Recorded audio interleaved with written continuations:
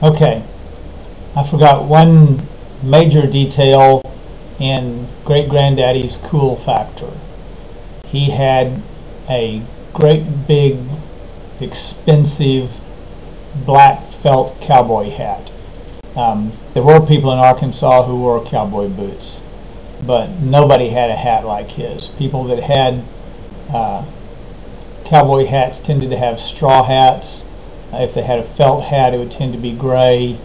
You didn't often see somebody with an expensive black felt cowboy hat, and that just set off the whole look with the hat and the thick white hair and the steel blue eyes and the square jaw and the cigar and the cane. He was the absolute coolest of the cool old men.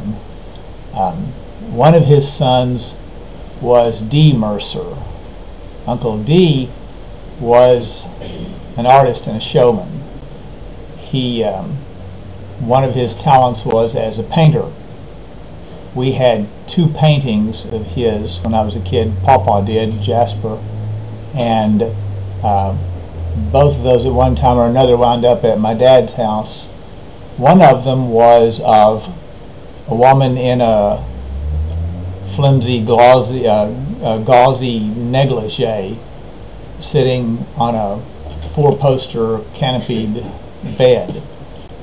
And Mama decided, when that painting was probably 50 years old, an original oil painting, Mama decided that it was pornographic and inappropriate to be in a preacher's house, so she threw it away. She didn't even sell it, she threw it away.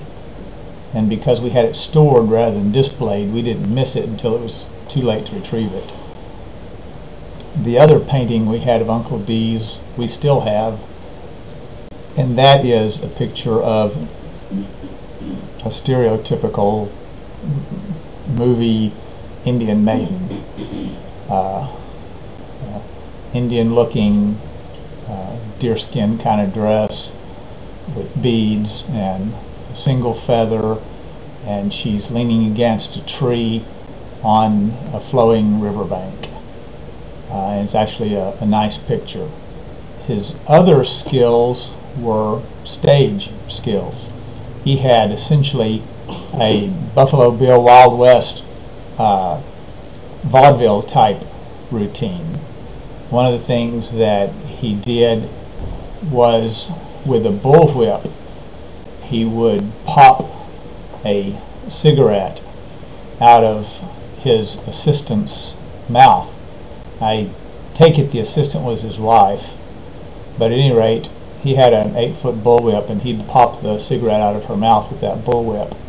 And then as he progresses to greater levels of difficulty for the show, the final trick in that routine, and we have a picture of this one, which Daddy's sister Aunt LaFern is going to produce for me shortly, so hopefully I'll be able to get it scanned into the computer and we can make it part of the video. But Uncle D would stand with a handheld mirror over one shoulder, and then he would put a pistol over that shoulder. So he's looking at his wife on stage behind him, and she's leaning forward with her hands behind her back and her lips pooched out with that cigarette in her mouth. And he's going to actually fire that pistol with his back turned and shoot the cigarette out of her mouth with a bullet.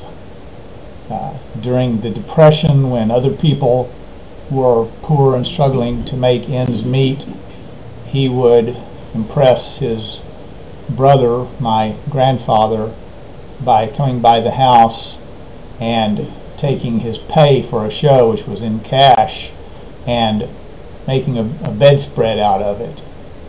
He'd lay dollar bills side by side, end to end, across the whole top of the bed, including the tuck under the pillow and up over the pillow, make a bedspread out of the paper bill money that he got from the show. So everything he did, he tended to have that flair for the dramatic. In fact, when he died, he committed suicide, and even the way he committed suicide was dramatic. He rigged up a shotgun across the room from him that he could fire and shoot himself from across the room. That was Uncle D. Jasper, my grandfather, is Dee's older brother. Jasper was the firstborn of Kinsey, as Kinsey was the firstborn of J.W. And the big thing for me about Pawpaw, about Jasper, was that he was just the most amazing storyteller I've ever seen. I'm not a great storyteller. I can make fairly remarkable things seem fairly mundane. He had a gift for making the fairly mundane seem genuinely remarkable. He told a story about getting lost in the woods in northern Arkansas when he and a couple of buddies were hunting. And it sounds like all that really happened was they ran into a very rural hillbilly family that tended to make all their own stuff, so they didn't have to go into town very often, had a homemade cigarette lighter and a cabin he built himself and so forth. And the kids didn't see visitors very often, so they hid under the bed like frightened little animals when the man brought Pawpaw and his buddies to the house and had the wife fix them something to eat and then walked them straight back to their car. But the way Pawpaw told that story, it sounded like stepping into the Valley of the Dinosaurs, 10,000 BC. It was just, you listen to the story with wide-eyed wonder, amazement that he could have actually experienced something like that. He told me the story of being about 13 years old and witnessing a lynching of a black man who was alleged to have raped a couple of older single white women, sisters. And he describes the streets in North Little Rock that they dragged the man's body through. And he describes the bonfire that they threw the body on.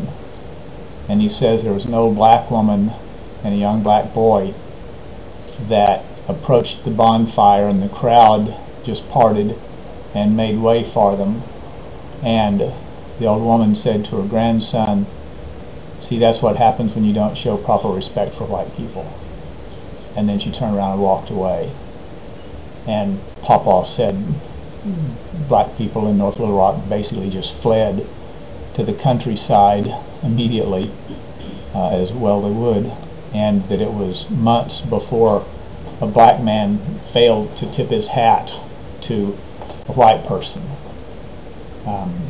He actually witnessed people living in that kind of fear and that kind of savagery in his own lifetime, and told me the story.